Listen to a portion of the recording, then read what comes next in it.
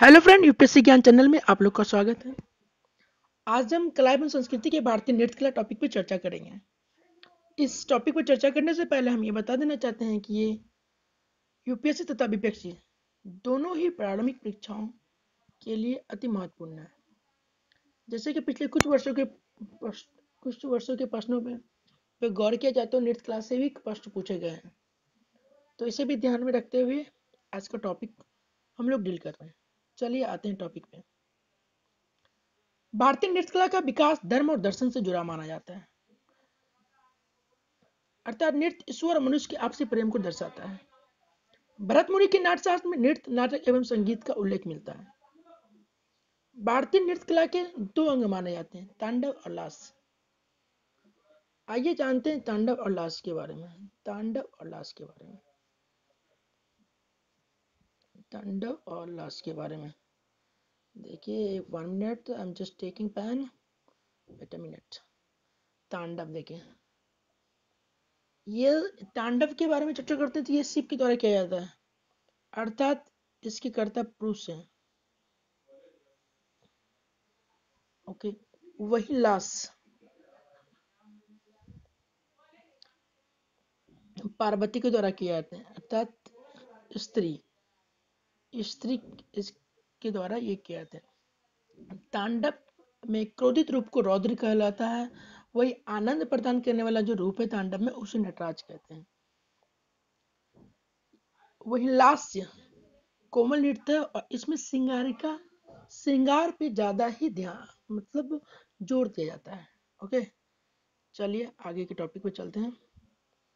नृत्य के द्वारा 9 रसों या भावों की अभिव्यक्ति होती है। प्रेम के लिए श्रृंगार, हास्य या विनोद नाटक के लिए हास्य, क्रोध के लिए रौद्र, दुखांत घटना के लिए करुणा, गिरना के लिए वास, संतरास के लिए भयानक, शूरता के लिए वीर, आश्चर्य के लिए अद्भुत, शांति के लिए शांत। आइए पिक्चर के माध्यम से इसे समझते हैं। देखिए यहाँ पे श्रृंगार रस दिख रहा है आपको, ये श्रृंगार रस, अद्भुत रस, हास्य रस, वीर रस, रौद्र रस, भयानक रस, विवश रस, करुणा रस, और ये हो गया आपका लास्ट नंबर शांत रस। ओके, चलिए नेक्स्ट टॉपिक पे चलते हैं। भारतीय शास्त्रीय नृत्य। शास्त्रीय नृत्य में एक निश्चित क्रम होता और नियम कठोर। नृत्य में पैरों की भंगिमाओं एवं शारीरिक क्रियाओं तथा उनके भावों की अभिव्यक्ति में एक लय होती है, साथ ही विषय भक्ति से युक्त होता है। ओके फ्रेंड, ये गुरु शिष्य परंपरा, शास्त्रीय नृत्य का मुख्य तत्व है गुरु शिष्य परंपरा। ओके,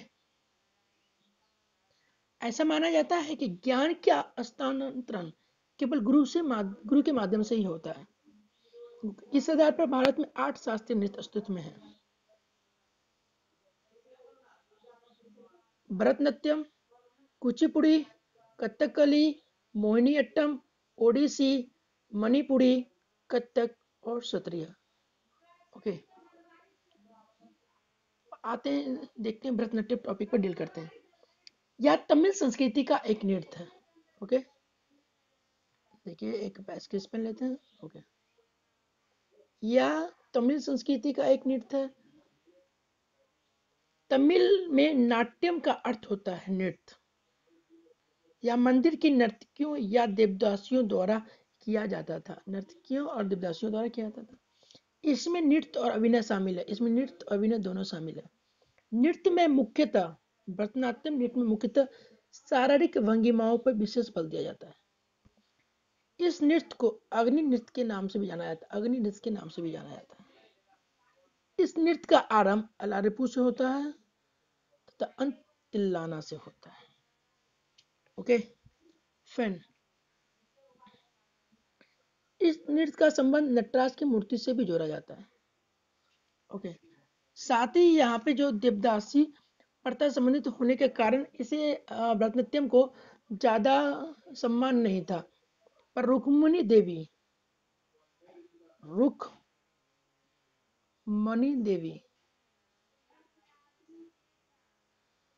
रुक्मणी देवी के प्रयासों से इसे सम्मान मिला, इस भरतनाट्यम को सम्मान मिला। ओके फ्रेंड, और इसे जो मतलब अग्नि नृत्य कहते हैं, क्योंकि अग्नि नृत्य करने के पीछे इसका मेन मुद्दा है, भरतनाट्यम में अधिकांश शारीरिक मुद्राएं लहराती हुई आग की लपटों के समान दिखाई देता है, जिसे हम पिक्चर के माध्यम से आगे देखेंगे।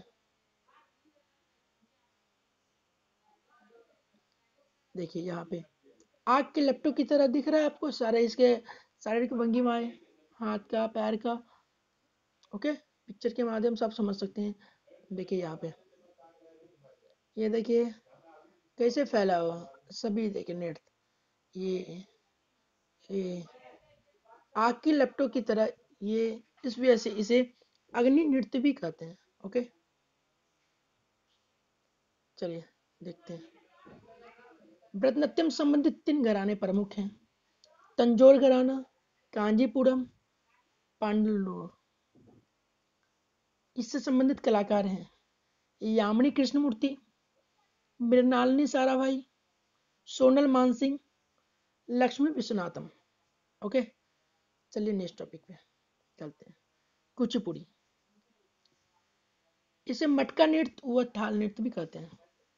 यह शास्त्रीय नृत्य आंध्र प्रदेश के कुचलपुरम गांव से संबंधित होने के कारण इसे कुचिपुड़ी कहते हैं। ओके, यह गीत और नाट्य नृत्य दोनों का समन्वित रूप है। इसमें श्रृंगार रस की प्रधानता है। ओके, कुचिपुड़ी में श्रृंगार रस की प्रधानता है। ओके, इस नृत्य की खास विशेषता यह है कि इसमें पीतल के ताल को पैर से कुचल के नृत्य किया जाता है। ओके, सर पे जल से भरे हुए कलश होते हैं। इसे हम पिक्चर के माध्यम से आगे देखेंगे, उससे पहले यहाँ पे गौर कर लेते हैं क्या होता है। देखिए, पीतल के ताल को पैर से कुचल के नृत्य किया जाता है तथा सर पे जल से भरे हुए कलश होते हैं। नृत्य के इस रूप को तरंगम कहते हैं, इसे तरंगम कहते हैं। इसकी देखिए कुछ, ये आगे आने से पहले बता दें इसके बारे में। कुचिपुड़ी नृत्य की एक प्रमुख विशेषता यह है कि इसमें नृत्य करते समय कलाकार पैर के अंगूठे से एक काल्पनिक आकृति बनाते हैं जो किसी कथानक को व्यक्त करता है, इसलिए इसे जल चित्र नृत्यम भी कहा जाता है। जल चित्र नृत्यम भी कहा जाता है। ओके, चलिए आगे देखते हैं। कुचिपुड़ी की अधिकांश प्रस्तुतियां भागवत पुराण की कहानियों पर आधारित है, किंतु भाव पंथ निरपेक्ष कहा जाता है। देखिए यहाँ पे जो गौर है करने की वाली बात है, ये यहाँ पे प्रस्तुतियां इसका भागवत पुराण से है तो को भी समझेगा पंथ निरपेक्ष नहीं है, पर ये जो भाव यहाँ पे इसका केंद्रीय भाव यहाँ पे पंथ निरपेक्ष ही है। ओके,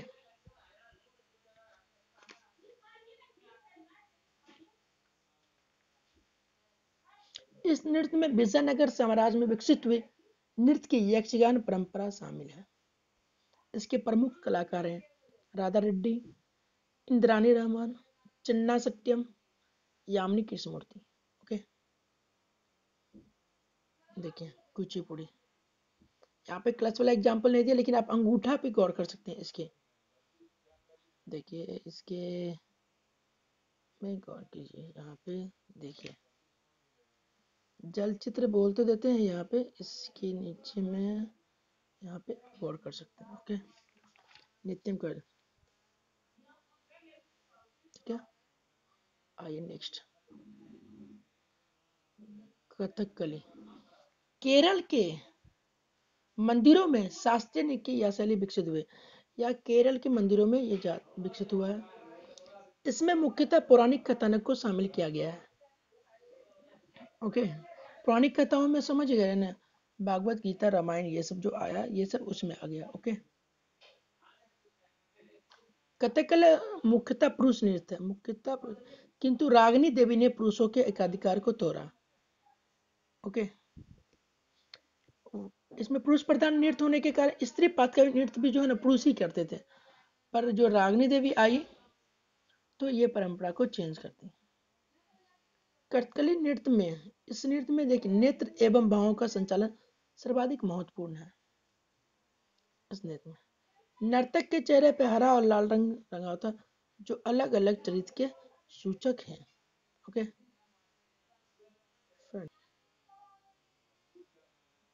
जहाँ हरा रंग जहाँ हरा रंग सद्गुण, ईश्वर और मर्यादा का सूचक है, मर्यादा का सूचक है, वही लाल रंग पाप का सूचक है। ओके फ्रेंड, कथकली के प्रमुख कलाकार हैं गुरु कोंचू कुरुप, रीता गांगुली, गोपीनाथ, कृष्णा कुट्टी। ओके फ्रेंड, चलिए आगे चलते हैं। कथकली देखिए यहाँ पे दोनों है ना, आप हरा और लाल रंग को दोनों को देख सकते हैं जगह पे। जहाँ पे हरा रंग का मर्यादा को, सद्गुण और ईश्वर को सूचित करता है, वहीं लाल रंग पाप का सूचक शो करता है। ओके, चलिए आगे मोहिनी अट्टम के बारे में जानते हैं। यह भी केरल का प्रमुख नृत्य है। महिलाएं इसका एकल प्रदर्शन करती है। ये जो महिला प्रधान है, मानिए महिलाओं के द्वारा किया जाता है। इसे त्रावणकोर के शासक सिख संरक्षण में प्रसिद्धि मिली। ओके, वो भी त्रावणकोर के राजा थे स्वाति तिरुनल के काल में इसका पर्याप्त विकास हुआ है। साथ ही विष्णु द्वारा भस्मासुर वध के लिए अनेक मोहिनी रूप धारण करने की कथा से इस नृत्य का संबंध माना जाता है। मोहिनीअट्टम में भरतनाट्यम और कथकली दोनों का रूप पाया जाता है। इसमें दोनों की खासियत आपको देखने को मिल जाएगा। जहाँ पे भरतनाट्यम के सिंगारिकता एवं कथकली के वृत्त का अभाव शामिल आपको मिलेगा मोहिनीअट्टम में। देखिए इसके प्रमुख कलाकार हैं सुनंदा नायर, हेमा मालिनी, माधुरी अम्मा, विजंती माला। चलिए आगे देखिए मोहिनीअट्टम को आप देख सकते हैं। इसमें आपको भरतनाट्यम और दोनों का ही आपको दिख जाएगा कला। जहाँ पे श्रृंगार पे ज़्यादा दिया गया है, श्रृंगार पे ज़्यादा जोर दिया गया, देख रहे हैं आप श्रृंगार पे, तो वहीं पे वीरत्व का भाव भी दिखता है आपको। गौर कीजिए इसका पोजीशन पे। ओके, ये सिटिंग पोस्चर, ये पोस्चर, ये सिचुएशन। ओके, चलिए आगे चर्चा करते हैं नेक्स्ट टॉपिक पे। ओडिसी नृत्य, यह नृत्य उड़ीसा में प्रचलित है। ओके, वस्तुतः माना जाता है, वास्तव में क्या है, ये प्राचीन भारत में दूसरी शताब्दी ईसा पूर्व के आसपास एक महर्षि नामक संप्रदाय था जो शिव मंदिरों में नृत्य करता था। उसी से इस नृत्य का विकास हुआ। ओके, उड़ीसा के उदयगिरी खंडगिरी पहाड़ी गुफा में बने चित्र भी ओडिशा नृत्य से संबंधित माना जाता है। यह प्राचीनतम उदाहरण भी माना जाता है इसका। इस नृत्य में भगवान जगन्नाथ को मुख्य केंद्र माना गया है, उनके प्रति भक्ति प्रकट की गई है। ओके, इस नृत्य को चलती फिरती वास्तुकला भी कहा जाता है। इस नृत्य को चलती फिरती वास्तु, इसमें कलाकार अपने शरीर से जटिल आकृतियों का निर्माण करते हैं। ओडिशा नृत्य में इसके प्रमुख कलाकार हैं आपके गुरु पंकज चरण दास, इंद्रानी रहमान, सैरन लोवे, जो कि अमेरिका के। चलिए आगे नेक्स्ट देखते हैं मणिपुरी नृत्य। देखिए उड़ीसा में पहले ये देख लीजिए, आपको इसमें भी भरतनाट्यम की तरह आपको थोड़ा सा दिख जाएगा, ये सब मिलता जुलता दिखता है। इसमें चलता फिरता आपको दिखता है, इसलिए इसके चलता, ये शरीर जटिल आकृति बना रहे हैं ना, शरीर का अलग अलग आकृति बनने की वजह से इसे चलता फिरती वास्तुकला भी कह देते हैं। इसमें क्या विभिन्न भावों को व्यक्त किया था, शारीरिक मुद्राएं प्रयुक्त की गई है जो कि भरतनाट्यम से मिलता जुलता है। ओके, इसमें इसमें क्या होता है, शरीर की त्रिभंग मुद्रा अर्थात शरीर को तीन स्थान में मुड़ी हुई मुद्रा में दर्शाया जाता है। तीन स्थान देखिए, एक दो तीन स्थान पे दिखाया जाता है मुड़ी हुई। यहाँ से भी आप गौर से कर सकते हैं। ओके,